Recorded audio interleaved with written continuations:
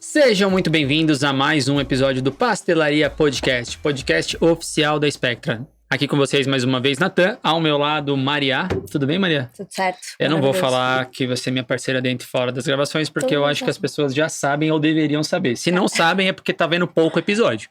Então, não é por isso? Exato. Então, maravilha. Faltou ligar lá no YouTube, Spotify, ativar sininho, tudo isso. Com certeza. Você já ia saber. E, mais uma vez, aqui agora vocês estão olhando cenário diferente, local diferente. Nós estamos muito felizes de estar aqui hoje, começando, né, dando pontapé inicial no nosso primeiro episódio da nossa cast série Por Dentro da Anvisa. Exato. Uma movimentação, né? Fizemos uma... Viemos até Brasília. Nossa, viemos até Brasília. Num calor. Num calor, gente, que a gente não tá ideia. acostumado. Ar-condicionado aqui feliz. A gente tá feliz tendo ar-condicionado. Mas tudo isso para levar bastante conteúdo, levar bastante informação, atualização para vocês.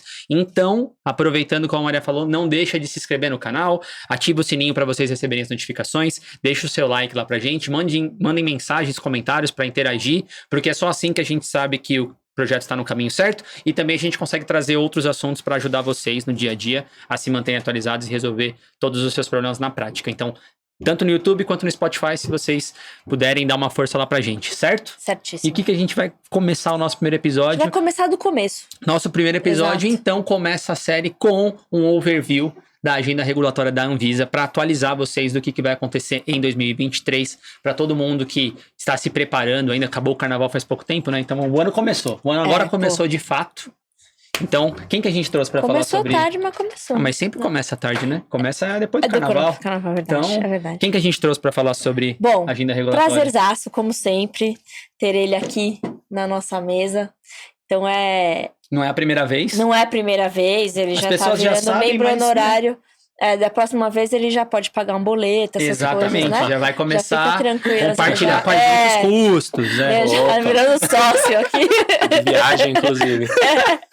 Exato.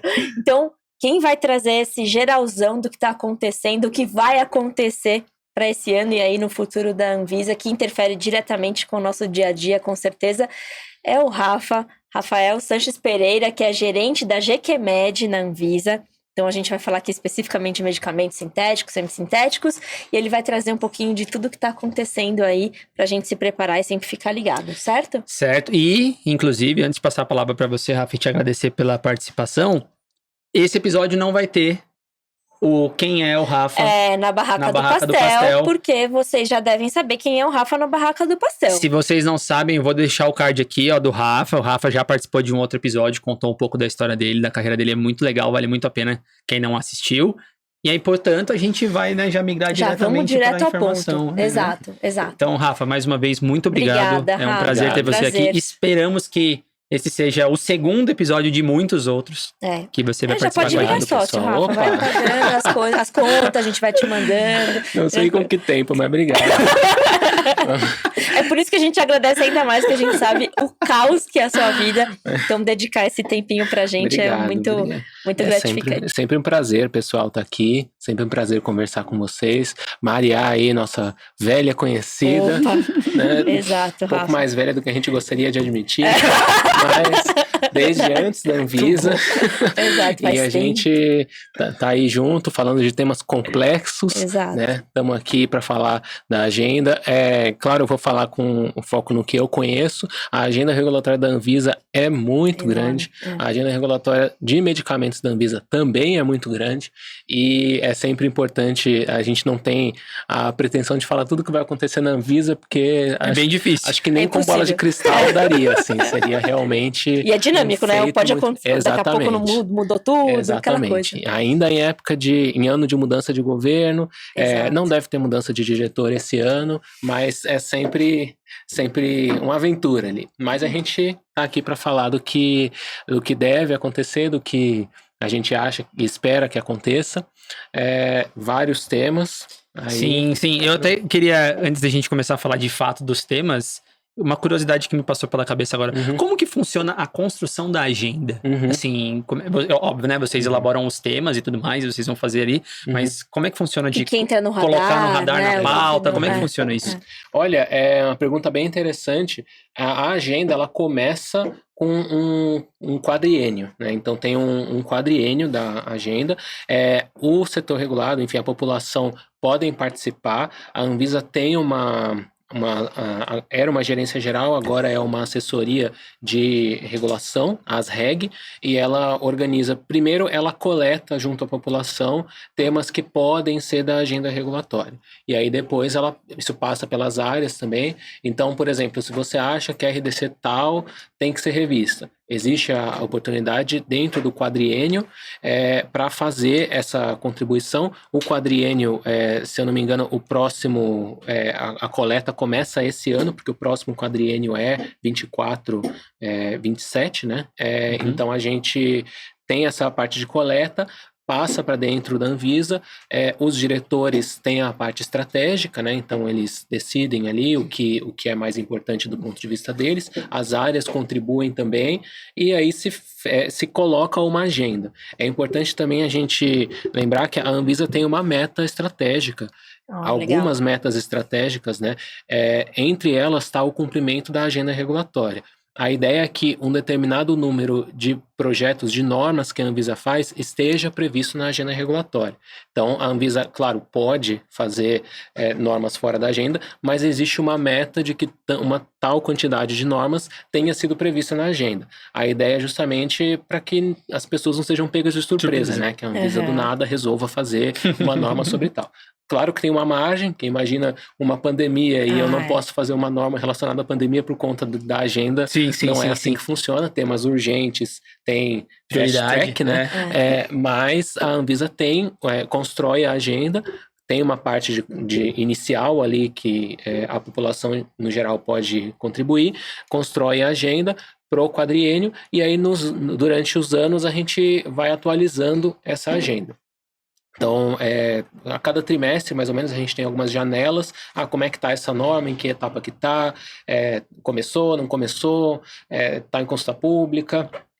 Então, tudo isso é acompanhado pela ASREG da Anvisa, né, assessoria de regulação, e vai sendo tocado pelas áreas, né? Então, a ASREG, como uma assessoria, ela faz essa parte de assessoria. E as áreas técnicas vão tocando. Normalmente, você tem uma área coordenando e, dependendo da norma, outras áreas participando. Por exemplo, algumas normas, como a de validação, a 166, ela tem participação de várias áreas da GGMed. E até áreas que não são da GGMed, como a GELAS, por exemplo, que é a área de laboratórios em saúde, porque teria um impacto para eles. E a própria GGFIS, a área de inspeção, porque teria um impacto para eles também.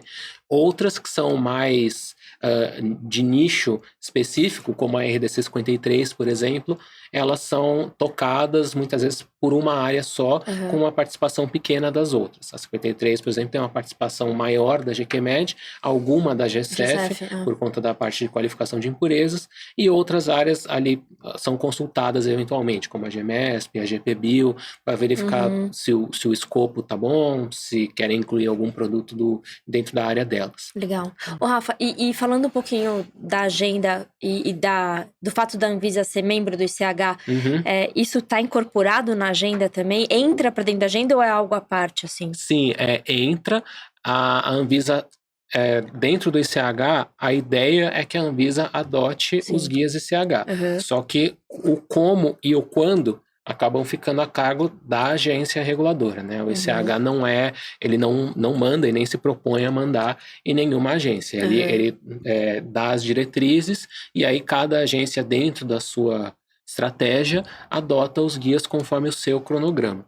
Tem alguns que são considerados mais básicos, como, por exemplo, os guias Q1, né? Os guias de estabilidade. Esses são que eles chamam de nível 1 ou Tier 1, né? Não sei bem como eu traduziria tier, mas nível, enfim. Nível, pode ser. E eles, a ideia é que a agência, para ser membro do ICH, precisa adotar esses guias.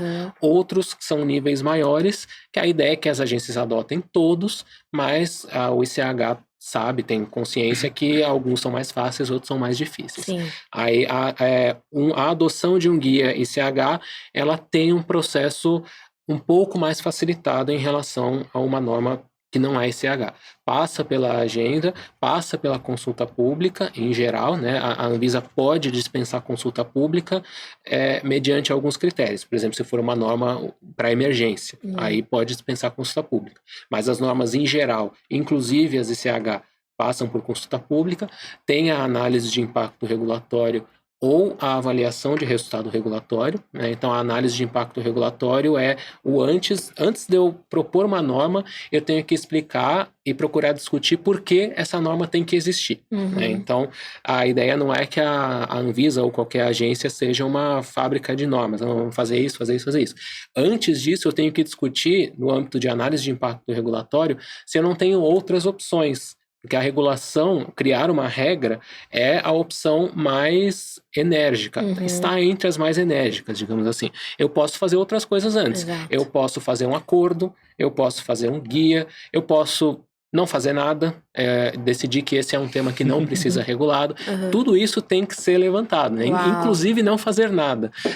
Quem tiver curiosidade, em breve deve ser publicada a IR da RDC 53, porque da revisão que vai vir, né, da RDC 53. Junto com a consulta pública, publica a AIR. E aí lá a gente coloca exatamente por que a gente decidiu fazer uma norma. Aí a opção de não fazer nada. Vamos revogar a 53 e deixar sem nada. O que aconteceria? Vocês vão desenhando todos esses cenários, né? Que isso é a análise de impacto do impacto regulatório. É como se fosse uma análise de risco, assim, né? De vários cenários. É tipo um jogo de xadrez, né? Quem joga xadrez, eu vou antecipar todos os movimentos que eu posso fazer e as consequências de cada um deles. Legal. Então isso é muito importante. É uma coisa bem difícil de ser feita. É uma ciência regulatória, é uma coisa muito complexa, mas é muito importante para que a agência funcione do jeito certo. Porque não adianta a gente criar um monte de regra e às vezes eu nem tenho como ver se a regra está sendo cumprida. Sim. Ou eu, ao mesmo tempo, eu não crio regra porque eu acho que o mercado vai se autorregular, mas o mercado não sabe nem direito o que fazer. Então é um balanço ali meio complicado que a gente tem que fazer, que a gente espera acertar, mas não é um trabalho linear, fácil, né? Não é linear. Exato. E a gente tem normas que são mais voltadas para a ciência, como a RDC 53, por exemplo, que é uma norma que ela é mais pesada na parte técnica, né? E normas que são mais parece quase uma política pública. Não é que ela tem ciência por trás, claro, é diferente, mas ela é, por exemplo, a RDC 73, a de pós-registro. Porque eu não tenho como explicar do ponto de vista científico por que essa mudança é implementação imediata e por que essa não é. É uma decisão baseada em risco, claro, mas eu não tenho como dizer que com a mudança de 4,9% de recipiente o risco é pequeno e com a mudança de 5,1% o risco é alto. Em algum momento eu preciso definir uma linha vermelha. Daqui eu tenho que definir. É baseado em ciência no sentido de que eu sei, quanto mais eu mudo, maior o risco. Mas não existe uma coisa objetiva.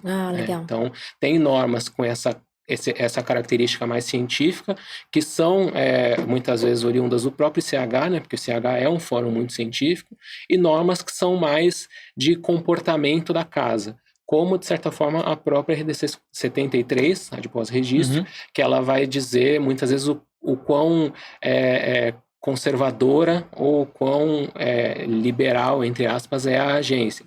O quanto as agências deixam as empresas tocarem por implementação imediata e o quanto elas não deixam. Então, isso já é uma noção muito mais subjetiva, né? Não é uma coisa... Eu não vou ter um guia que me diga exatamente como eu classificar a mudança pós-registro, por exemplo. Nossa, isso é muito legal, assim, mas porque... é difícil, desafiador, hein? Assim, e eu acho que cada vez mais a área regulatória se torna uma ciência à parte, assim, né, Rafa? Porque tudo que você tá falando mesmo, tem coisa que dá pra ter o respaldo científico e tem coisa que não dá, né? Sim, regulação... A ex, né, antiga RDC 200, que era de novos produtos novos também. Porque assim, 753. as empresas precisam ter liberdade também para fazer o que faz sentido, né? É lógico que é importante a Anvisa Sim. colocar uns... É aquilo, regulação, ela tem que ser baseada em ciência, ela é uma política pública, Sim. como políticas de saúde, Uhum. políticas de educação, regulação é uma política pública, então ela tem que ser baseada em evidência, em ciência. Nem sempre eu consigo fazer isso objetivamente, Sim. mas eu preciso ter uma ideia, eu preciso passar uma ideia para o regulado do que eu espero. Eu não Uhum. posso deixar completamente aberto, porque senão é pior até para o próprio regulado, porque aí chega alguém lá e fala, não, eu acho que você precisa disso. O outro, não, eu acho que você não precisa. E aí o regulado até- não tem essa previsibilidade, ou o contrário, se eu faço uma Exato, eu ia regra falar muito isso. engessada, aí o regulado perde a capacidade de criar. Né?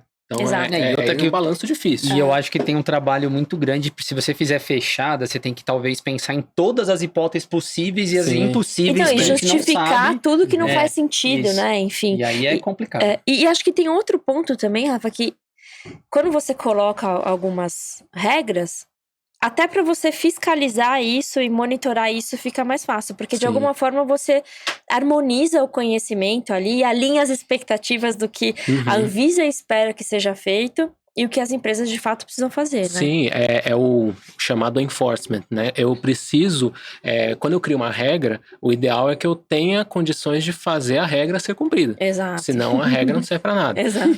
Imagina como já ocorreu no passado, que agora eu decido que todas as mudanças pós-registro vão aguardar análise e implementação. Todas Nossa, elas, não Deus. interessa. Todas elas vão ser. Ótimo, eu estou sendo muito restritivo. Eu vou monitorar o mercado de uma forma suprema. Ok, não vai dar. Não vou conseguir. Primeiro porque teria que ter um aparato de regulação, de fiscalização do tamanho sei lá, de todas as visas do país juntas, só vendo isso. Segundo, porque algumas mudanças que são importantes, às vezes para garantir a qualidade do medicamento, às vezes para proteger a população, Sim. mesmo essas teriam que aguardar. Então imagina que você acha um problema de estabilidade, você quer reduzir o prazo de validade do produto. Não, tem que aguardar a Anvisa dar o ok. Aí deixa lá o negócio. Deixa lá. Você quer incluir um teste para monitorar melhor o produto. Não, deixa. Tem que esperar eu analisar. Então, primeiro que tem que fazer sentido, depois que, quando você pensa em uma regra, você tem que pensar se você vai ter meios de fazer essa regra ser cumprida. Exato. Senão, ela acaba sendo a famosa letra morta, né? Exato.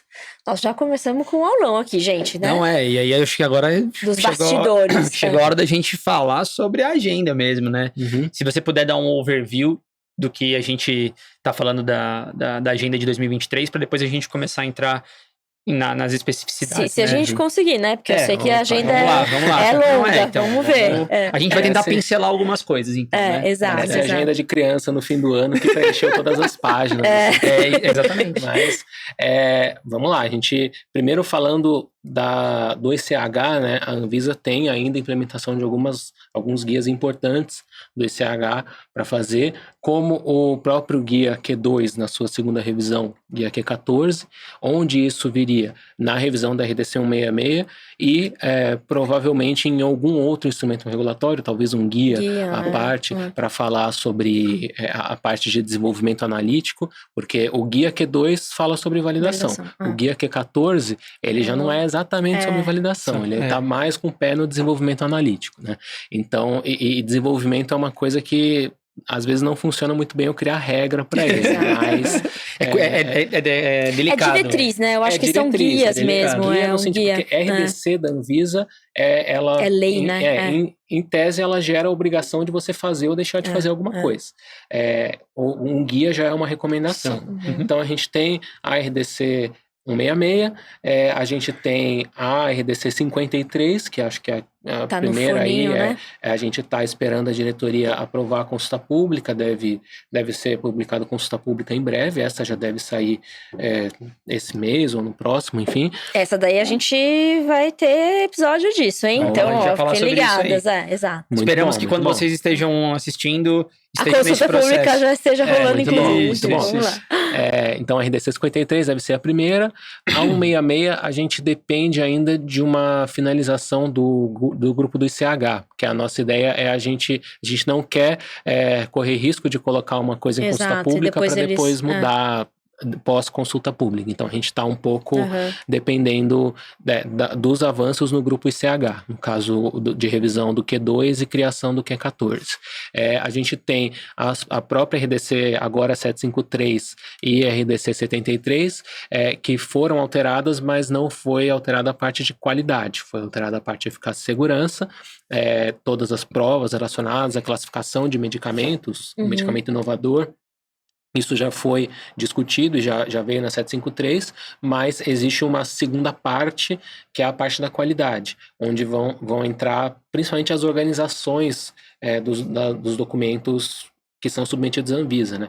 Aqui na 200 a gente não está falando muito, provavelmente, do que é ou não é apresentado. Isso não deve mudar muito em relação ao que é o CTD, mas a gente está falando da forma que é apresentado.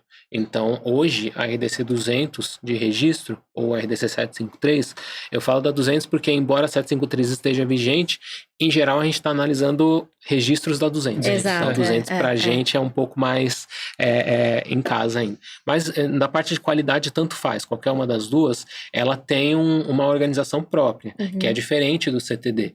E a Anvisa implementou o CTD por meio do Guia 24, mas hoje está opcional. O que resolve, em parte, o problema, né? Quem já trabalha com CTD pode continuar trabalhando, mas cria um outro problema para os revisores, para a gente. Porque aí alguém recebe um documento em formato CTD e outro num formato completamente diferente e fica difícil virar a chavinha, fica difícil até fazer treinamentos internos, porque aí eu falo, olha, você tem que olhar essa parte aqui dessa forma. Tá, mas essa parte aqui, no CTD, ela está na 32P2. No checklist da Anvisa, ela é o item tal do checklist. E aí tem coisa que está separada. A transição é complexa. Então, não é muito interessante para a organização da área ter duas formas diferentes de receber documento. Então, a nossa ideia, com o devido prazo, né, inclusive prazo é uma outra coisa importante da análise de impacto regulatório, né, mas é que a gente uniformize a documentação como ela vem. Deixar tudo CTD. Isso. E aí é a revisão da 200. Só que a revisão da 200 tem algumas outras coisas que permeiam ela. Por exemplo, o próprio CTD está em revisão, a parte de qualidade do Guia ICH. Então, tem um grupo ICH para revisão do M4Q, que é a parte de... O módulo CTD. 3 do CTD, uma parte do módulo 2 também, que é aquele dos resumos, né? E está se discutindo muito submissão de dado estruturado, submissão de metadado, para as agências terem... possibilidade de aplicar Big Data na avaliação da qualidade na parte do registro dos medicamentos. Então, por exemplo, se eu tivesse acesso a todos os métodos de análise de todas as empresas que trabalham com a molécula tal, se eu tivesse uma planilha que tivesse todas as colunas, todas as concentrações de trabalho, tudo isso, e aí eu tenho 10, tem uma 11ª entrando. Aí a minha análise pode ser guiada pelo grau de diferença que isso representa em relação às outras. Tá? Então, existe um projeto bem interessante do FDA, que é o projeto Casa com K, que tem a ver com submissão de dado estruturado. Em vários fóruns que a Anvisa participa com outras agências, ICH, IPRP, ICMRA, tem se falado de submissão de dado estruturado. Nossa, né? As isso agências é muito legal. Só que é muito legal. Você dá um trabalho. Assim, o problema começa com qual dado a agência quer. Porque as agências, embora tenha o CTD, as agências têm ainda uma certa dificuldade de ter o mesmo CTD e de separar o que é chamado... No contexto do Q12 são as established conditions, mas fora do Q12, o que faz parte do registro e o que é informação de suporte. Por exemplo, eu tenho informação... fórmula do medicamento. Se mudar a fórmula, é mudança pós-registro. É assim em qualquer lugar do mundo. Então, fórmula é uma condição aprovada no registro. Agora, método de análise. O método todo não tem como ser uma condição aprovada no registro. Algumas condições do método são. a coluna, a concentração de trabalho, mas o que mais? O Nossa. balão que eu uso, o tamanho da pipeta, isso não é? Então, existe essa discussão do que é informação aprovada no registro e o que é informação de suporte. Tipo, quando a gente vai alugar um imóvel e aí tem no contrato de locação, tem um anexo lá com tudo que você pode mexer, cor da parede, móvel que tem, não sei o que, pensa no contrato, no registro como esse tipo de contrato. E aí tem aquilo que se a empresa mexer, ela precisa avisar, e tem aquilo que a empresa não precisa. Então isso tem um pezinho no GUI CHQ12, tem um pezinho no CTD, então essa questão de submissão de dados estruturados, embora ela não faça necessariamente parte da revisão, ela permeia, porque se a gente não faz uma revisão que comporte isso, Sim. a gente depois passa 1 ano, 2 anos, tem que mexer de novo. A gente não quer isso. Não consegue acompanhar. Ou se a gente revisa a norma para ser de acordo com o CTD de hoje, aí o grupo do ICH muda completamente o CTD, aí a gente vai ter que trabalhar de novo na norma. Exato. Então a 200 ou a 753, né, a gente fala revisão da 200 porque o projeto começou quando era 200 ainda, mas agora seria 753, ele está em andamento. Se ele vem esse ano ou não, depende de algumas decisões nossas. Primeiro, se a gente vai se adiantar nesse sentido, ou se a gente vai esperar o que vem desse grupo de revisão do M4, para, digamos, já rever e não ter que rever de novo depois. Tem a questão do ECTD, que a Anvisa está para implementar o ECTD, e o ECTD também tem muito a ver com submissão de dado estruturado, né? Mas o ECTD envolve toda uma questão de estrutura de software da Anvisa, a interação e como as empresas vão protocolar, porque o ECTD não é só o jeito que o documento aparece para a gente. O ECTD, ele vai desde a entrada, passando pelo jeito que o documento fica armazenado até o jeito que ele é analisado, né? Então, isso está rodeando ali a revisão da RDC 753, da RDC 200, e está nos colocando ali numa posição de discutir. Será que é o momento da gente colocar isso para revisão, ou a gente não espera alguns meses aí para pelo menos sair a consulta pública do próprio M4Q, da revisão dele, para já fazer uma norma estruturada de acordo com o que vai ser, ao invés de fazer de acordo com o que é hoje, né? Então eu tenho a 200, eu tenho a 73, a 73 de pós-registro, ela é um pouco atrelada a 200, porque, na verdade, um dos problemas assim, que a gente tem hoje é que a norma de pós-registro ela não conversa 100% com a norma de registro. Então eu tenho alguns documentos que são pedidos na norma de pós-registro e que não são pedidos na norma de registro do mesmo jeito. E aí fica a dúvida, mas é o mesmo documento? Não é? Você se referiu à mesma coisa? E em tese não seria assim, né? O pós-registro, ele deveria ser composto de uma parte de reposição do registro e uma parte de dado comparativo.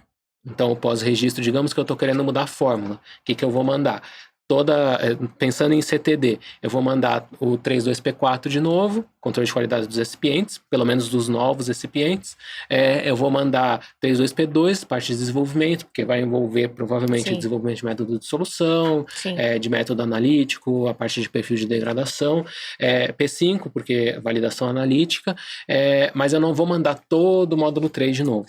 Então, idealmente, o pós-registro deveria ser composto de partes do CTD e mais uma parte que é própria dele. Porque o perfil de dissolução comparativo entre condição aprovada e proposta, isso obviamente não existe no registro. Isso é algo típico do pós-registro, né? Algumas outras coisas, perfil comparativo de impurezas do IFA.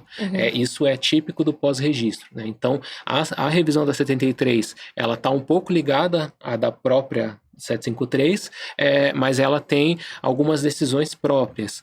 Principalmente, um pouco do que eu falei antes, o quão conservadora, restritiva ou liberal a Anvisa quer ser como agência. Porque aí a gente entra num dos problemas que quase todas as agências enfrentam, que é a carga de trabalho de pós-registro. E ficou pior ainda com a pandemia, porque a pandemia fez decolar a quantidade de mudanças pós-registro que entraram. E aí, como é que como é que a agência lida com isso, né? Algumas agências são mais tranquilas, algumas agências são mais restritivas e, na verdade, é difícil até você fazer um depara, porque algumas agências são mais em algum ponto e menos em outro. E algumas não são nem... não existe nenhuma regra definida. O próprio guia de pós-registro do FDA, ele é bastante vago em alguns pontos, porque o FDA, ele tem recursos humanos, ele tem gente para discutir caso a caso e decidir, não, esse aqui o risco eu permito que você faça implementação imediata, esse aqui não. Já agências de médio porte, como a Anvisa, dificilmente vão ter essa quantidade de força de trabalho para fazer isso. Então, em alguns pontos você precisa definir uma regra. Só que essa regra ela pode ser mais restritiva ou menos restritiva. Aí a gente entra no próprio Q12, que acho que é o grande desafio que a gente tem quando a gente fala de ciclo de vida, né? Ciclo de vida pensando em registro e pós-registro. Porque o Q12, ele dá diretrizes sobre pós-registro, mas nem ele vai entrar nesse mérito de classifica isso como menor, isso como maior. Ele dá uma ideia, mas ele não entra nesse detalhe. Ainda fica muito a cargo das agências. E aí, de um lado, eu tenho... um desafio logístico muito grande das empresas multinacionais. Porque você imagina que um país, a mudança aguarda análise e leva 2 anos, em outro país ela é implementação imediata, em outro país ela aguarda análise, mas leva 6 meses. E outro país ela nem sabe quanto tempo vai levar. Então, como é que fica, né? E aí, pensando isso em termos de logística, uma empresa... Ou ela tem 2 opções. Ou ela faz uma linha específica para cada país, e aí a gente tem os produtos... Brasil, né? Produtos Brasil específicos, ou eu tenho produto que vai para os Estados Unidos, produto que vai para a Europa, produto que vai para o Japão, produto que vai para o Brasil, que algumas vezes é um pouco mal visto, né? Algumas vezes com razão, outras vezes eu já sem peguei razão. documentação assim, documentação completa, assim, aí tem um adendo assim, Brasil. Putz, e a gente acha isso meio estranho quando a gente vê, mas assim... se você pensar, às vezes isso é necessário, porque os próprios arcabouços de ciclo de vida são diferentes. Então, uma opção é a empresa começar a gerar produto país específico. Nem todo produto país específico é por isso. Alguns são porque elas realmente querem ter produto país específico. Mas ela pode fazer isso, ou ela pode fazer um estoque de segurança. Então, eu vou fazer a mudança, imagina que eu vou fazer uma mudança de equipamento. Eu não tenho como desmudar o equipamento. Qualifiquei, coloquei na minha linha de produção, está colocado. Dificilmente eu vou ter como voltar. Aí ela faz um estoque de segurança que acha que vai durar 2 anos. Aí a agência leva 3 anos. O que acontece? Desabastecimento. Ou pior, vem uma pandemia e o produto que era para durar 2 anos durou 6 meses. O que acontece? Desabastecimento. Então, a gestão do ciclo de vida, especialmente os pós-registros, está muito ligada ao desabastecimento. E às vezes não é só o quão conservador ou quanto liberal você é, mas é o quão alinhado você está com outras agências. Porque não adianta também eu simplesmente dizer que pode tudo.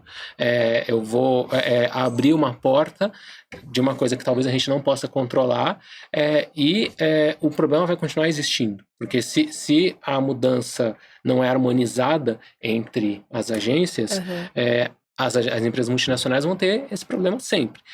Já as nacionais, as que são no território brasileiro, elas precisam de previsibilidade. Elas precisam trabalhar.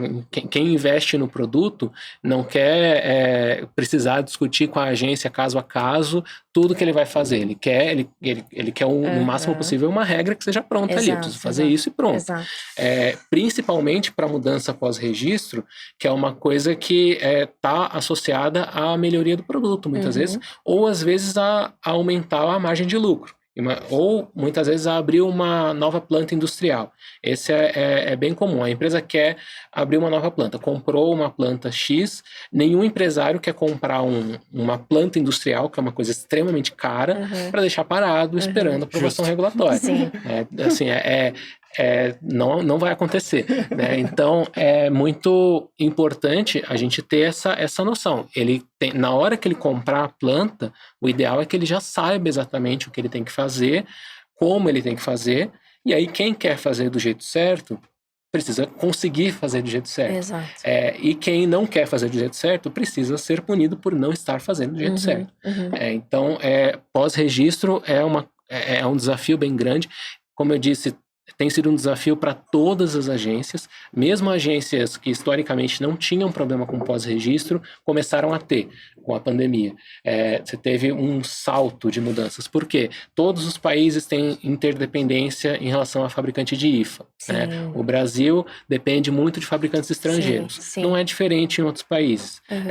Então, pico de mudança de fabricante de IFA, porque esse fabricante de IFA não produz mais, porque a China foi afetada. Ou às vezes não dá conta, né? Não dá conta. Ou alguns países adotaram políticas de não exportar determinado IFA. Aí precisa, então, pico de inclusão de fabricante de IFA.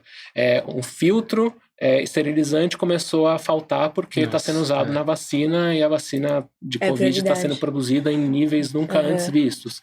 E aí faz o quê? Mudança de filtro. Isso é mudança maior. Tem que esperar. Então, várias agências, mesmo as que nunca tinham tido problemas com ciclo de vida do produto, começaram a ter. A Anvisa, para bem da verdade, já tinha, só continuou tendo. E aumentou. E aumentou.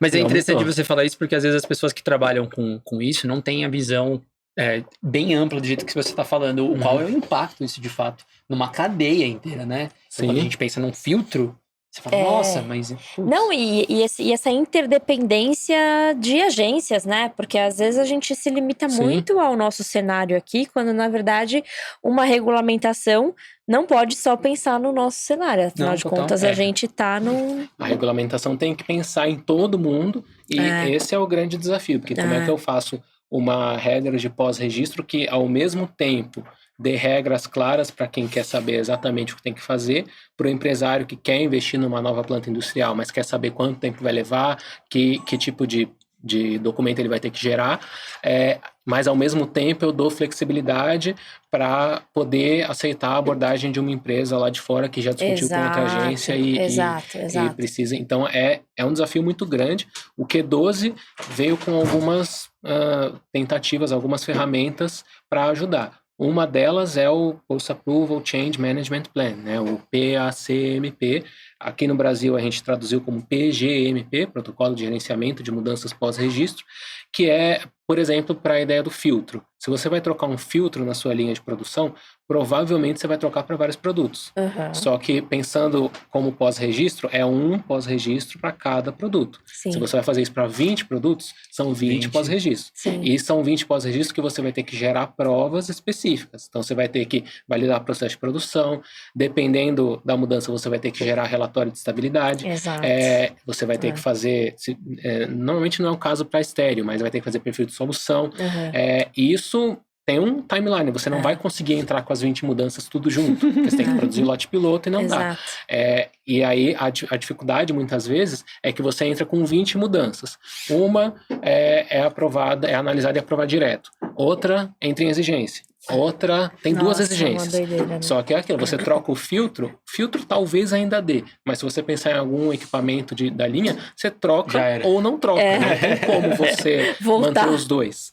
Então, o PGMP, ou PACMP, ele tem essa ideia de você usar a ferramenta para uma mudança que vai ser aplicável a vários produtos.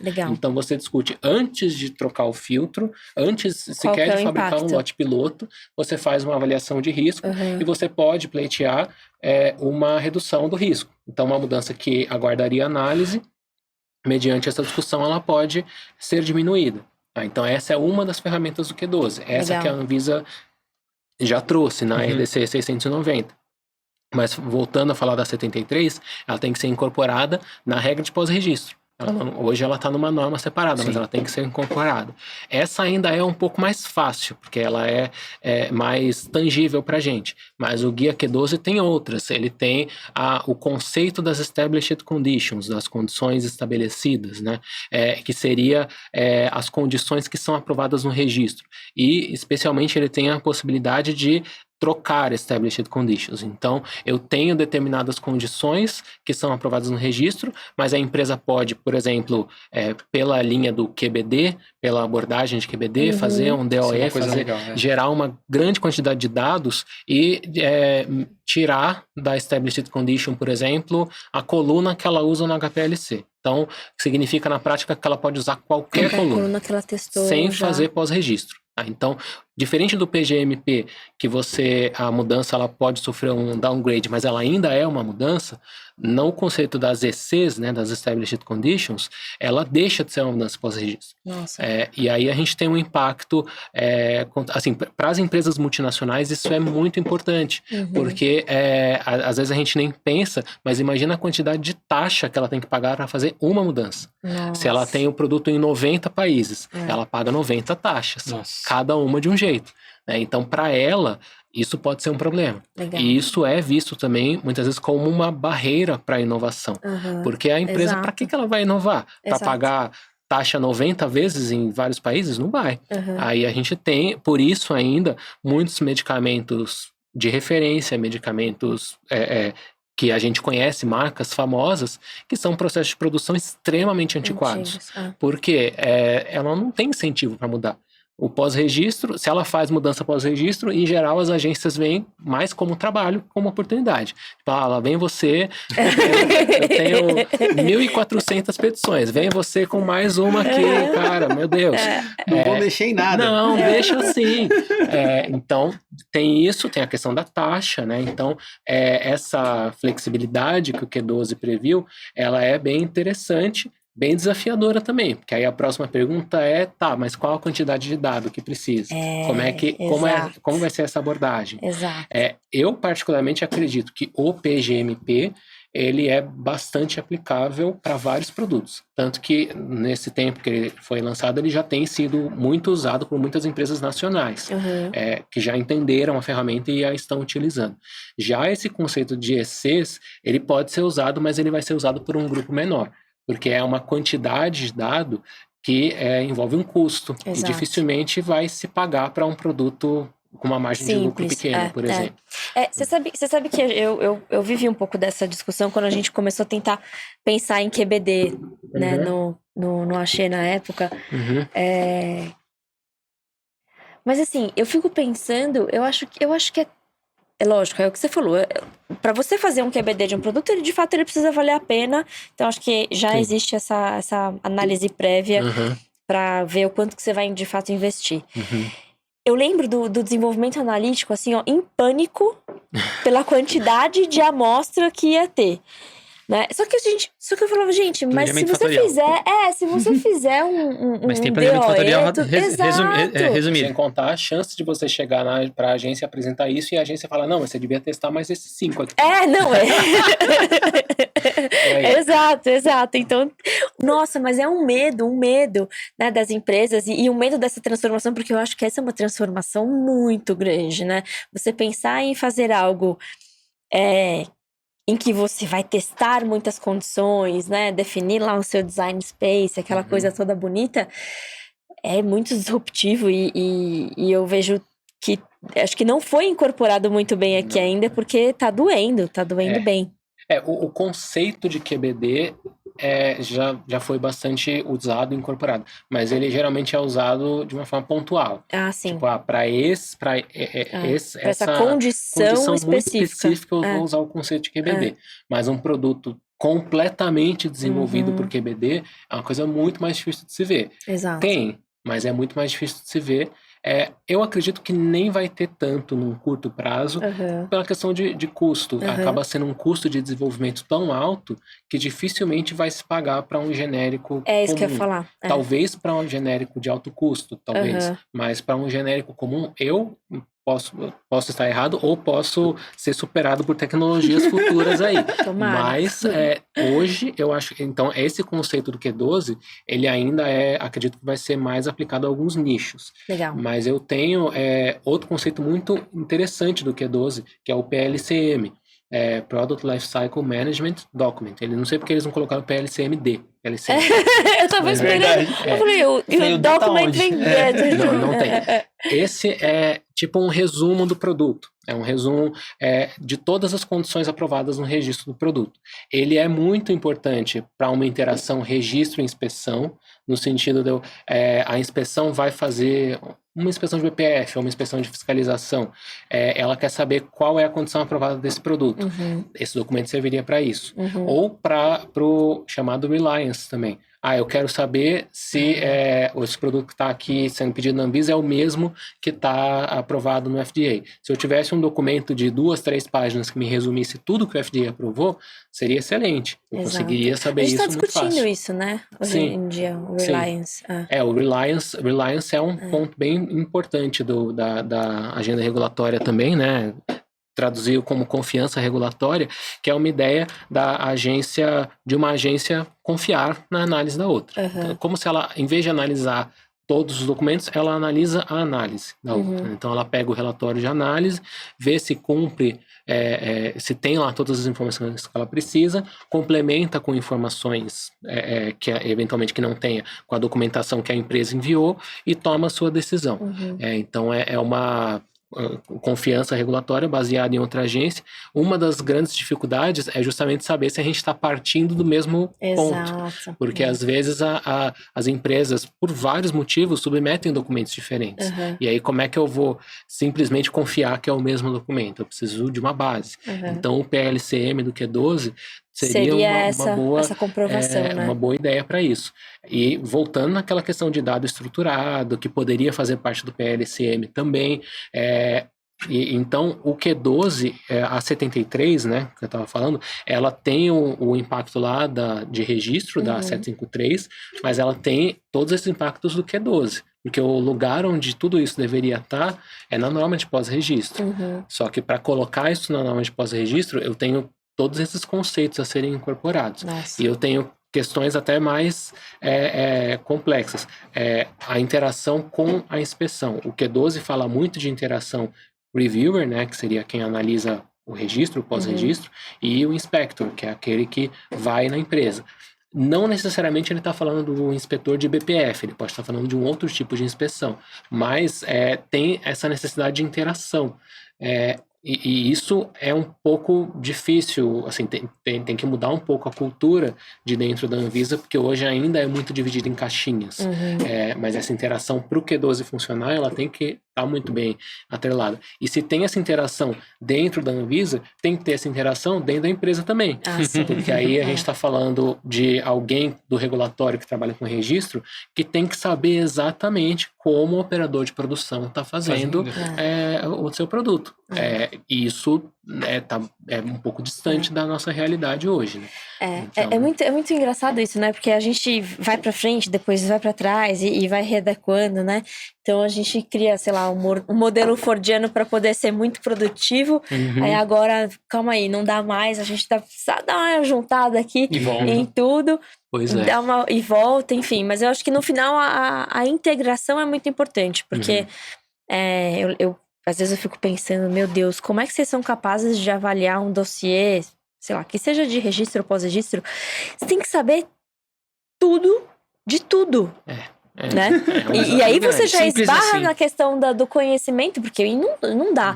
E é por isso que na empresa, cada um vai saber seu quadradinho, e aí é importante você ter essa relação muito próxima e fluida. Eu vou mais além, eu fico pensando quando a gente entra nessa questão de revisão da legislação, das RDCs, vocês têm que pensar muito de como a indústria pensa para poder... Porque é uma infinidade de opções e como a gente falou, dependendo do que você está falando, você tem um caminho e outro.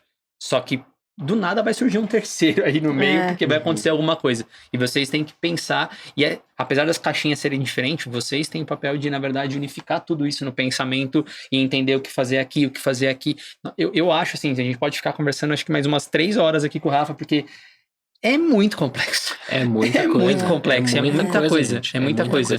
A gente tem, só de pensar na possibilidade de submissão de dado estruturado, por exemplo, a quantidade de dado que a gente tem seria, assim, absurda. Daria para se fazer muita coisa. Só que eu posso começar a submissão em dado estruturado hoje. Eu vou ter dado estruturado para os registros de hoje. Para os 8.000 produtos que já estão registrados só sintético, eu não tenho. Como é que eu vou minerar esses dados? Exato. Porque para dar algum resultado, eu preciso de mais dado. Não adianta nada eu receber um genérico agora com um dado estruturado. Eu vou aproveitar muito pouco. Agora, se eu conseguir pegar desse dado estruturado e comparar com dados estruturados de tantos outros produtos desse mesmo ativo ou de tantos outros produtos dessa mesma empresa, aí talvez eu consiga ter uma visão do todo. Essa empresa aqui costuma ter problemas com validação analítica. Aí começam até a vir outras perguntas. Será que o jeito melhor de resolver esse problema é fazer uma exigência mesmo? Ou é a gente fazer algum tipo de inspeção para cortar o mal pela raiz? Exato. Né?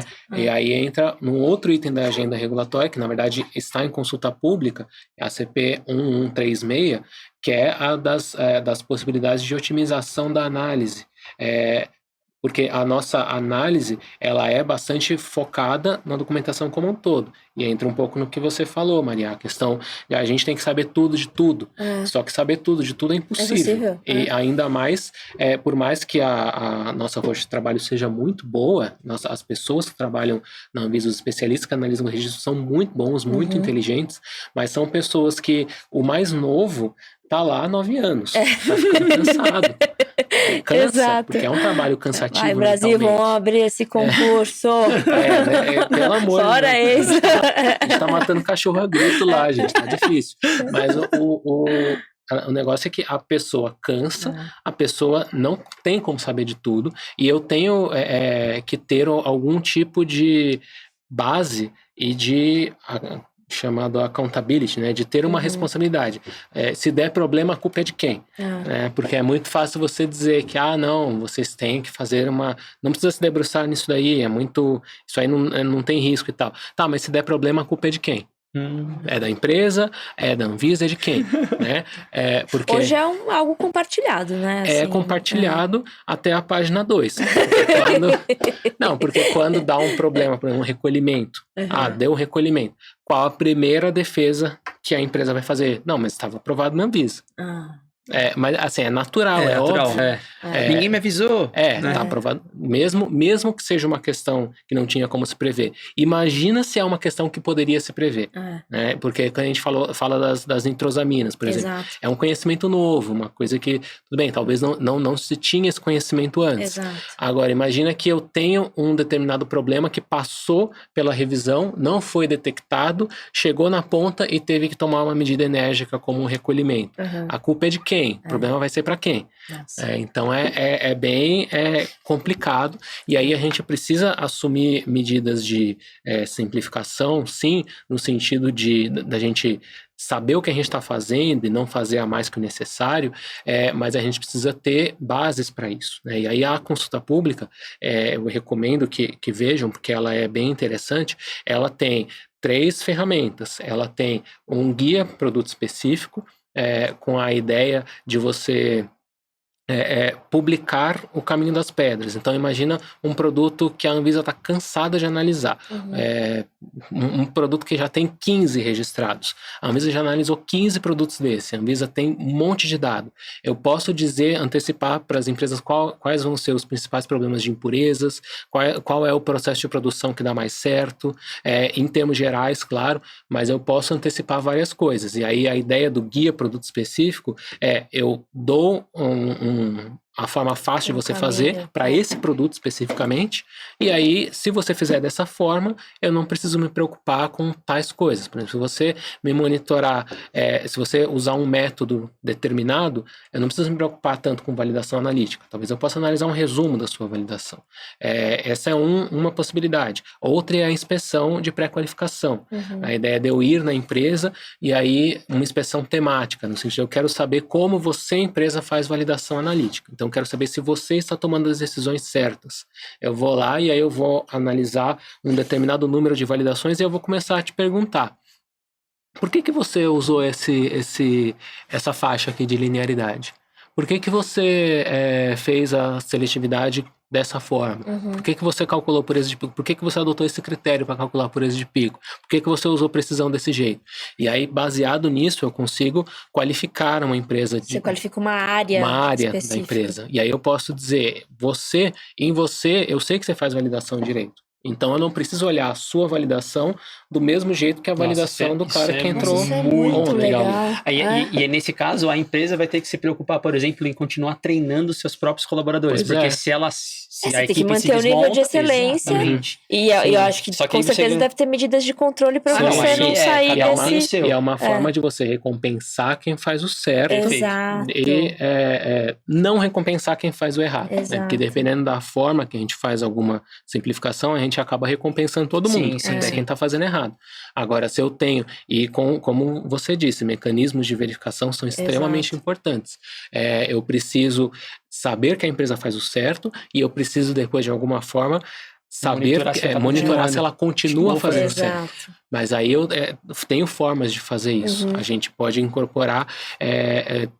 IA vai chegar na análise muito antes do que a gente pensa. Inteligência artificial. Olha o chat GPT aparecendo. Olha o corte, pelo amor de Deus, cara, eu tô morrendo de medo dele aí. Não, mas eu ia falar que é interessante porque...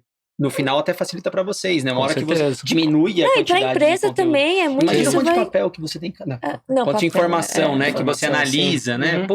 Mas você estava falando do IA, por favor, continua que eu quero saber. A IA, ela entra muito nisso, porque a partir do momento que a gente tem ferramentas de mineração de dado e de IA, eu consigo estabelecer algumas bandeiras vermelhas. Então eu fiz a inspeção e eu sei que você, empresa, faz a validação do jeito certo. Por que eu sei isso? Talvez porque você sempre adote tais concentrações na linearidade. Eu tenho critérios, e aí eu posso, com uma IA muito menos evoluída que o ChatGPT, muito mais burrinha que ele, eu consigo fazer uma avaliação sem olhar o documento. Eu consigo que a IA me diga. Me deu uma bandeira vermelha, amarela ou verde. Sim. Então, isso está atrelado às medidas de simplificação. Então, a gente tem o guia. O guia produto específico também é muito importante como incentivo para alguns produtos que estão em phase out, então saindo do mercado. Porque as empresas, em geral, são muito interessadas em produto que a patente está vencendo agora e todo mundo quer fazer genérico. Quer começar a produzir. Mas eu tenho um produto que está saindo do mercado e é muito importante para o SUS. E aí, quem vai produzir esse medicamento? Exato. A gente teve recentemente busulfano, que é um produto para leucemia. A gente tem reportagens mais recentes sobre neostigmina, que é um anestésico importante, mas que tem perdido terreno para anestésicos mais modernos, mas que tem o seu nicho muito importante. Então, um guia produto específico também pode servir para esse tipo de produto, para dizer, olha, faça assim. E aí um laboratório que talvez não tenha o porte das grandes farmacêuticas brasileiras, ou até um laboratório público, consegue desenvolver um produto que antes ele não conseguiria, porque ele não tem essa parte pesada de desenvolvimento por trás. Né? E para um produto que talvez não interesse para o grande laboratório, porque ele está preocupado com outras coisas, vai interessar para um laboratório pequeno ou para um laboratório público mesmo. Então, essa consulta pública está aí, acho que ela foi prorrogada até começo de maio, não lembro exatamente a data, mas é bem importante que ela seja também incorporada, porque ela nos ajuda a dar essas bases. Em geral, o revisor ele é aberto a rever os seus processos de trabalho. Ele é aberto não, será que a gente precisa ver isso tudo mesmo? Mas ele também precisa ter uma segurança. Não adianta você chegar para a gente e falar, não, você está vendo coisa demais, tem que deixar de ver. Tá bom, onde? E o que eu deixar de ver? Se der problema depois, o problema vai ser de quem? Né? Essa frase é boa, o problema vai ser de quem? Porque não é assim, né? Então, mais um item aqui da agenda, eu falei da registro, pós-registro, ACP 1136, falei da RDC 53, falei da 166, faltou falar um pouquinho da 31, de equivalência farmacêutica. Nossa, é verdade. É outra parada. Mas essa está na agenda. Eu não sei, acredito que a gente não vai conseguir muitas movimentações esse ano, porque a gente já tem muita coisa acontecendo, mas é uma norma muito importante também, porque ela define equivalência, todo o conceito de equivalência farmacêutica, que é tão importante para o genérico, onde fazer o estudo de equivalência farmacêutica, o centro de equivalência farmacêutica, o perfil de solução comparativo. A gente tem não digo uma briga, mas assim, uma reclamação frequente das multinacionais e de algumas nacionais também, da necessidade de fazer o perfil de solução para o pós-registro em um laboratório Equifar. Sim. Porque isso acaba fazendo com que ela tenha que fazer 2 perfis de solução. Ela faz um lá fora e outro aqui. Exato. Ou o estudo de equivalência farmacêutica também. Só que, por outro lado, é importante, esses centros, eles geram confiança para o resultado, porque é um centro independente. Exato. Que tá testando Obrigatoriamente independente. Só que aí a gente tem esse balanço. A gente precisa do centro independente ou a gente está pronto para confiar nos dados de desenvolvimento das empresas? Que é uma pergunta que algumas vezes me fizeram, e realmente é uma pergunta difícil de responder. Tá, você não confia na análise para submeter para o registro, mas você confia na análise para entregar para os pacientes, porque quem tem BPF pode comercializar o produto, normalmente. Justo. Então, como é que eu respondo isso, né? Ainda bem que não sou eu que tenho que responder. Então, é um ponto importante. Também acho que para esse ano talvez a gente não tenha nenhuma movimentação, já que tem todas as outras. Mas é uma norma também que é bom ficar no radar aí, porque ela gera algumas questões. Legal. Ô, Rafa, e de alguma forma, para todas essas discussões que vocês vão ter esse ano, as indústrias ou a população de uma academia, enfim, consegue contribuir? Porque assim, eu sei que no momento da consulta pública é a hora que, de fato, a população, né, contribui. Mas até antes, assim, sei lá, uma linha de pesquisa que possa contribuir com algumas discussões. Olha, por exemplo, agora foi sem querer essa pergunta, tá bom? Pô, Maria fugiu do roteiro, olha que coisa. Alguns grupos que são criados para discutir assuntos específicos, né? Tipo a FDC, que de alguma forma traz evidências para uma tomada de decisão da revisão da 53. A gente tem alguns grupos internacionais de próprias agências, as discussões que vocês têm, né? Tem alguma forma disso entrar antes de uma consulta pública? A Anvisa pode, a seu critério, fazer uma tomada pública de subsídio antes da consulta pública. Por exemplo, para decidir sobre uma AIR. Digamos que eu falei da AIR ser o jogo de xadrez, né? E aí eu fiquei ali entre 2 opções, 3 opções, não sei qual seguir. A Anvisa pode, a seu critério, né, definir que não, para isso eu vou perguntar se eu sigo por aqui ou sigo por aqui. Antes de discutir texto de norma, perguntar e já avaliar os impactos previamente. Legal. Por exemplo, no caso da 53, uma coisa que foi feita antes, mas foi uma consulta dirigida, né? Não foi para a população em geral, porque aí também não é o caso. Mas o impacto de uma nova condição de degradação, da autooxidação. Só que no caso foi uma consulta dirigida. Poderia ser uma tomada pública de subsídio, no sentido de publicar a pergunta para todo mundo responder. E aí grupos assim podem participar.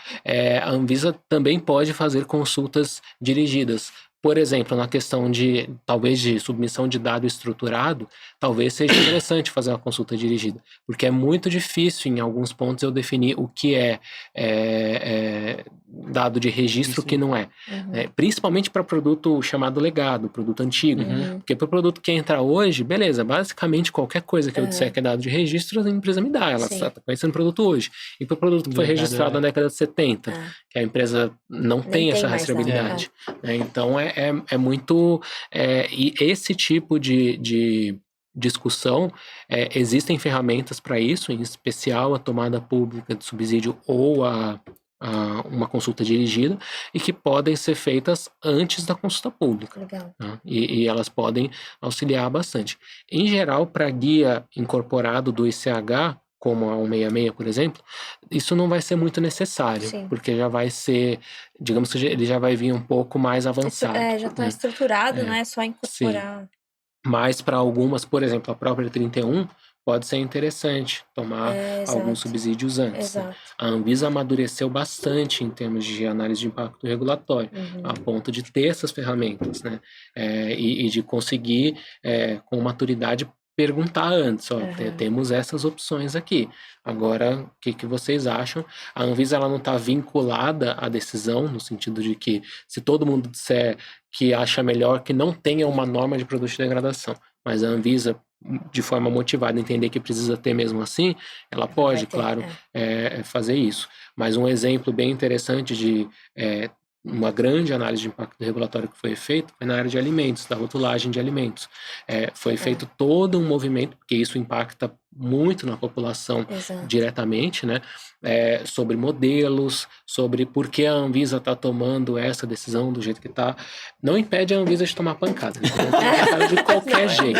Qualquer decisão vai tomar. Qualquer coisa. Mas ajuda, pelo menos, a explicar por que está sendo tomada essa decisão e não tal e tal. Né? As pessoas, muitas vezes, elas são apaixonadas pelo problema, pela solução que elas deram. Só que se você dá outra, pode até ser melhor.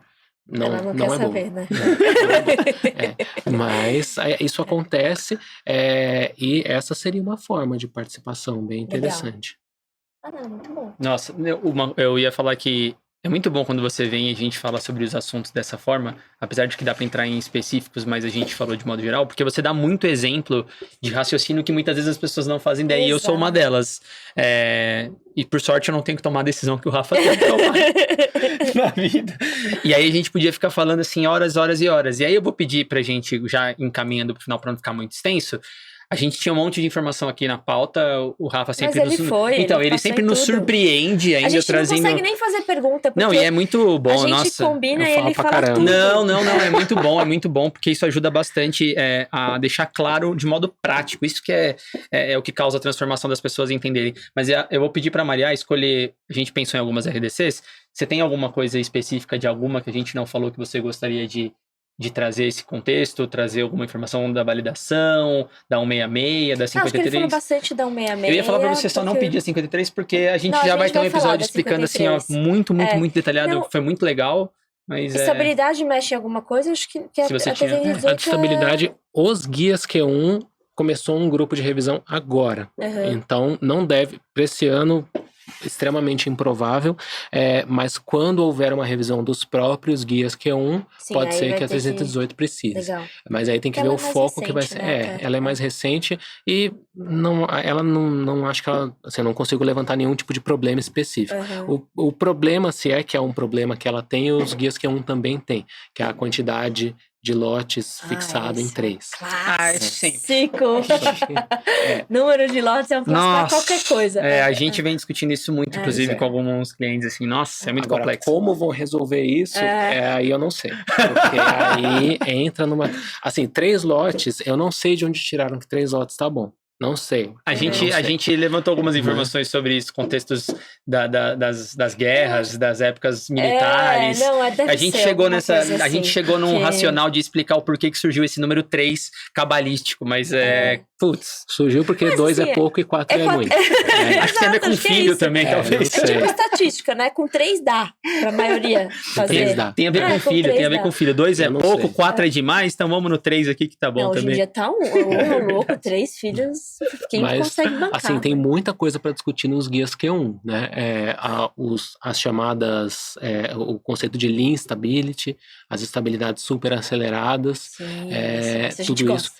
Eu não sei como isso vai ser abordado nos guias Q1, mas é bastante importante. Mas também acho que esses ficariam pro ano que vem, talvez, quando vier. Quando movimentar lá, né? E os guias Q1, junto com eles, tem os guias Q5, que são de estabilidade biológica também. Então, é o mesmo grupo. O que pra gente é uma dificuldade grande. A gente como Anvisa, porque a gente tem a área de sintética e a área de biológica. E aí bota 2 guias.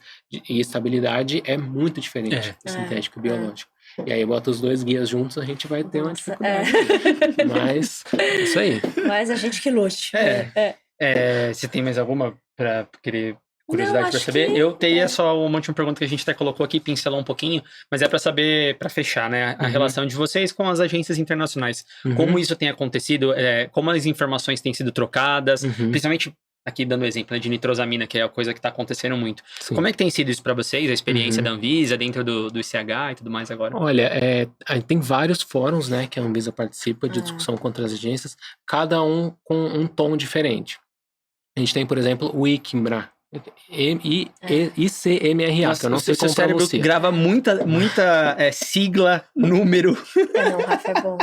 Se você, minha esposa trabalha com pesquisa clínica, fala com ela que você vai ver o que é a quantidade de sigla. A gente, eu não inclusive, entendo nada, né? a gente já falou disso, inclusive, trazer ela aqui em algum momento. Eu não entendo nada. Aliás, a gente tá esperando ela. E falar aqui ao vivo significa que falar ao vivo, falar gravando significa que a pessoa vai ter que vir depois. Exato. Enfim, mas aí ICMRA, que eu não sei como se pronuncia, porque é MRA, é um fórum mais relacionado a gestores. Então, é onde se discutem as coisas mais overview, onde se discute muito reliance, por exemplo. Tem sido muito incentivado pelo OMS, principalmente, Sim. a prática de reliance, porque todas as agências, ou quase todas, estão nesse sufoco aí. E a OMS sempre repete muito. Se todo mundo está com um problema, as agências têm que colaborar. Exato. E colaboração, a principal forma é reliance. Só que, então, esse é um fórum que se discute muito, tem se discutido bastante sobre reliance, só que o reliance, ele começa meio que como um namoro, assim, né? Você tem que entender os procedimentos da outra agência para você poder confiar nela. Então, hoje, a Anvisa, mesmo da GQMed, temos servidores que participam de pré-qualificação da OMS, que é um tipo de análise que a OMS faz, principalmente direcionada para países que não têm agências reguladoras estruturadas. Isso nos ensina bastante como são os critérios da OMS para registro, para pós-registro. A Anvisa participa do projeto Orbis, que é um projeto liderado pelo FDA para medicamentos para câncer e tal. Mas dentro dos fóruns, então, a nossa relação em geral com as agências é muito boa. Assim, a Anvisa é bastante respeitada. Sim. É isso que eu ia perguntar, no sentido porque a gente já chegou nesse nível, né? Ela é bastante respeitada. As agências têm uma relação muito de respeito mútuo, assim. Dentro desse fórum ICMRA, por exemplo, acaba muitas vezes sendo mais um desabafo ali. Estamos com problema, tá todo mundo com problema, meu Deus, tá todo mundo louco. E aí começou entre a agência, né? Aí tá liberado, né? Essa reunião que vai ter Imagina uma que mosquinha legal. pra ouvir, essa aí deve ser boa. ser muito divertido. Essa deve ser da boa. Nem sempre, mas aí a gente tem... Deixa eu me divertir. O IPRP, que o IPRP é basicamente o ICH sem as empresas, né? Então, são as agências do ICH, só que sem a participação das empresas. Normalmente, se coloca um tema no IPRP para ele amadurecer e depois ir para o ICH. Então, é onde começa a se discutir algumas coisas ainda... que são técnicas, mas que estão ainda em desenvolvimento. Nanotecnologia, coisas que são... que um dia a gente chega lá.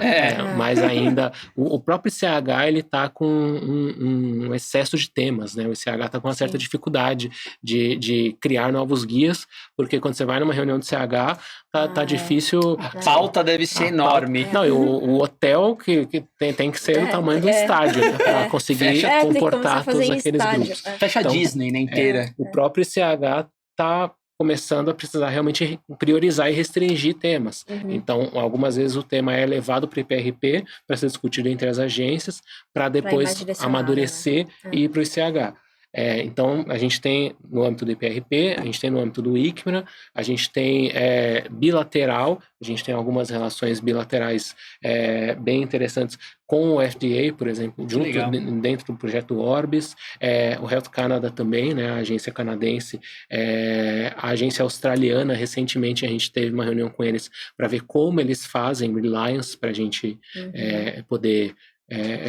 copiar ali, né? Enfim, e é uma agência que parece mais com a gente, né? Porque não é uma agência do porte do FDA, é uma agência média, como a Anvisa, que não é uma agência imensa, né? Então, eu tinha a visão de que ela era grande, sabia? Não sei por quê. Não tanto. O TGA, por exemplo, o guia de pós-registro deles é extremamente liberal. Só que eles pegam... É como se eles não analisassem tanto pós-registro, mas eles analisam renovação.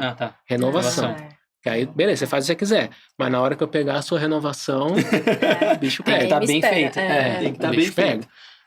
Mas aí é o jeito deles, né? Mas eles têm, assim, uma agência bem interessante, eles foram bem...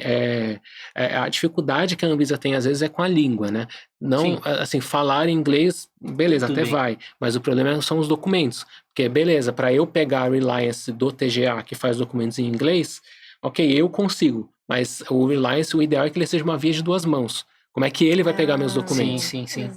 Ou quando você pega um japonês, talvez, alguma coisa do tipo. Aí realmente é difícil. O PMDA, né, que é a agência japonesa, também é extremamente receptivo com a gente. Eles são muito bacanas, mas com eles o problema de linguagem é ainda pior, né? Embora eles tenham muito documento em inglês, mas vou pegar o parecer do registro deles. Tá em japonês, cara. Como é que faz? E as agências não têm.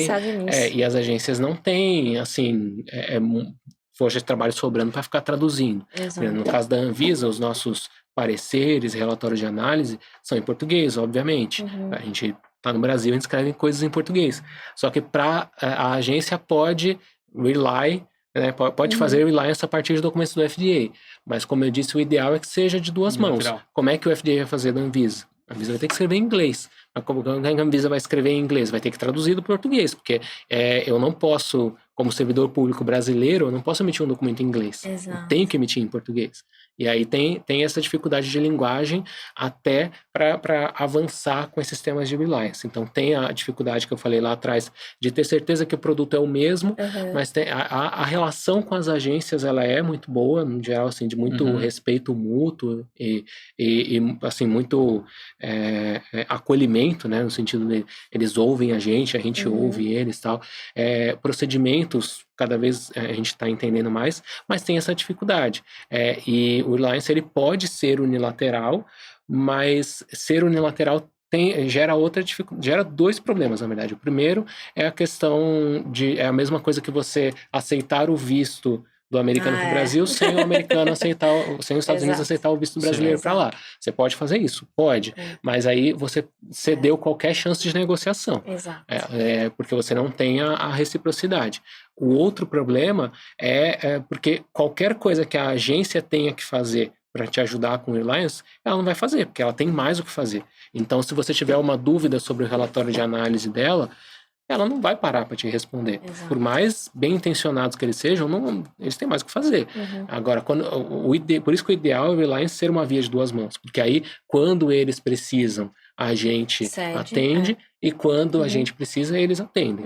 Né? Só que aí a gente tem esse pequeno problema de linguagem aí, que é difícil, né? Inerente. Caramba. Nossa, não, muito bom, muito legal. Acho que foi um episodião, né? Nossa, o que você acha? Pra começar, sim, a gente direito, né? Depois a gente aprofunda nos vários temas que a gente falou aqui. Com certeza. Inclusive ciclo de vida, a gente vai falar. Ciclo de vida a gente vai falar em breve aí. Vai ser muito legal. Rafa, muito obrigado. Eu acho que eu não tenho nem palavras para ele. Eu devia ter vindo de social, mais uma vez, de traje aqui para receber essa autoridade. Para receber essas pessoas aqui. Então, assim, mais uma vez, muito, muito, muito obrigado. Eu acho que foi um episódio incrível.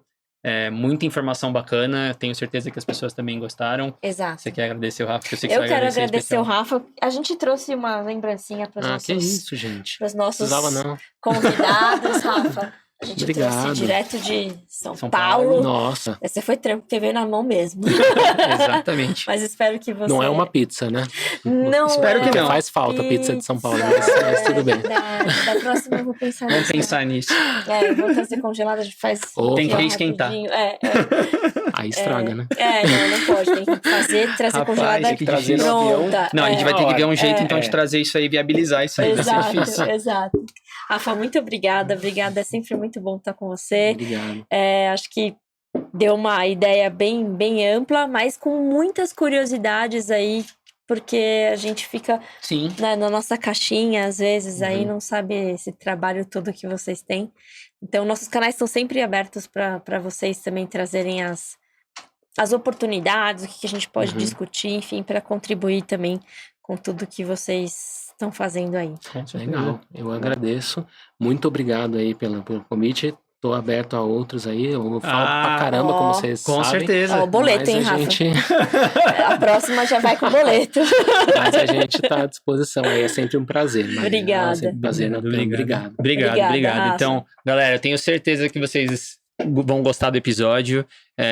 Foi um conteúdo valiosíssimo. Então, assim, se você chegou até aqui, gostou do episódio, não deixa lá de se inscrever, de dar moral pra gente lá, de se inscrever no canal, de dar o like, ativar o sininho, porque muitos outros episódios como esse virão. A gente, assim, tenho certeza pra falar pra vocês que a qualidade tá impecável, assim, tá tudo indo super bem. Então, não deixa de se inscrever, acompanhar a gente, receber as notificações, mandem comentários para interagir, pra gente saber, inclusive, quais outros conteúdos a gente vai trazer para vocês. Então, tanto no Spotify, qual no YouTube... Qual outro tema o Rafa vai vir falar aqui? Do próximo ano. Aí não precisa esperar um ano, a gente faz de 6 em 6 meses. Tantos outros. Já começa de 6 em 6 meses, né, falar. Já traz a pizza, já providencia tudo. Aí vai ser o seguinte, vai ser mais fácil levar o Rafa para São Paulo do que trazer a pizza para cá. Entendeu? Não vai. Não vai? Puxa. Ele não vai. Ele não vai. Vai ser mais fácil trazer a pizza mesmo, então. Eu acho que é mais fácil. E quais são as nossas redes sociais para quem quiser nos encontrar, Maria? Gente, aproveita aí, se inscreve no canal do Pastelaria Podcast no YouTube e Spotify. E Instagram e LinkedIn no Spectra Soluções Científicas, para vocês ficarem ligados toda vez que a gente lança um episódio, fala de um tema novo, enfim. Perfeito. Só coisa boa. Então é isso aí, gente. Não se esqueça, siga lá a gente nas redes sociais e, como o Pasteur dizia, que o acaso favoreça as mentes preparadas e que, com certeza, uma informação dessa que a gente discutiu hoje seja o acaso. Oportunidade hoje, seja o acaso que vocês estão esperando no dia a dia de vocês. Até o próximo episódio e tchau!